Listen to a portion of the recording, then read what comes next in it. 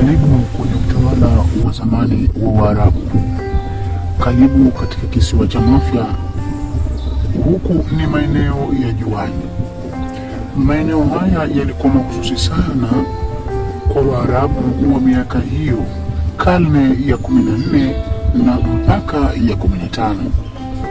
Karne hizo zilikuwa zinatumika na Waarabu na majengo haya ndiyo yalikuwa yanatumika na Waarabu.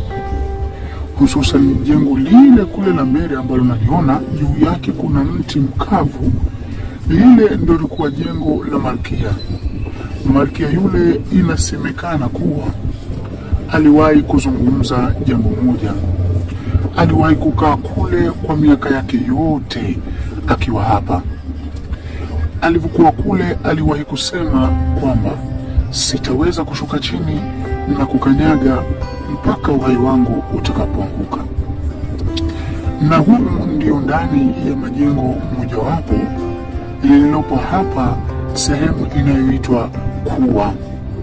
Sehemu hii inajulikana maarufu sana kwa jina la Kuwa.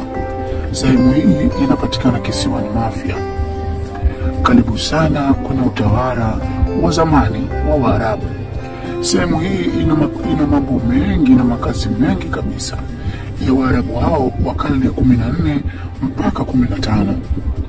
Hii ndiyo jengo lao namba 1.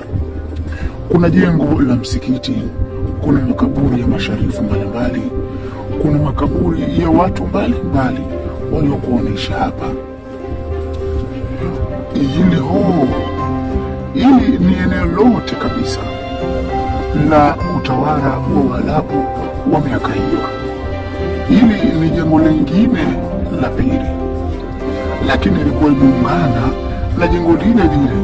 Hivi ni baadhi ya vyumba ambavyo walikuwa wanavitumia kwa maendeleo yao na maisha yao ya zamani. Nikipenda kukupitisha sehemu mbalimbali za mjengo huu na majengo haya ya kizamani. Bado ni vyumba ni vingi sana. Nikiwa natoka naelekea kwenye majengo mengine. Hizi ndiyo taratibu ama maelekezo ya maeneo haya.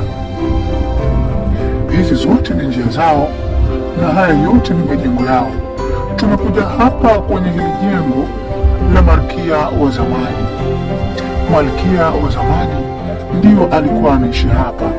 Inasemekana yeye ndio alikuwa mtawala pamoja na mume wake kipindi hiko cha karne ya 14